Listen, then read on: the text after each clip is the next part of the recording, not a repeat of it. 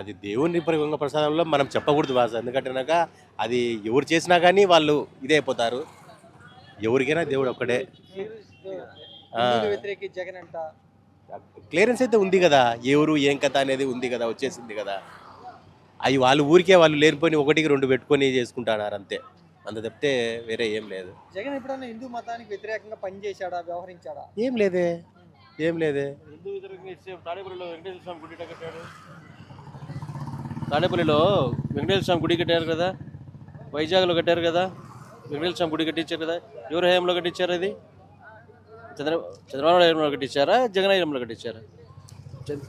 జగన్ హయాంలో కట్టిస్తే తాడేపల్లిలో వీళ్ళు పోయి పూజలు చేసుకుంటారు ఇప్పుడు. కరెక్టే కదా మరి. నిన్న కూడా అచ్చెన్నాయుడు గారు జగన్ ఒక క్రిస్టియన్ అంటున్నారు కదా.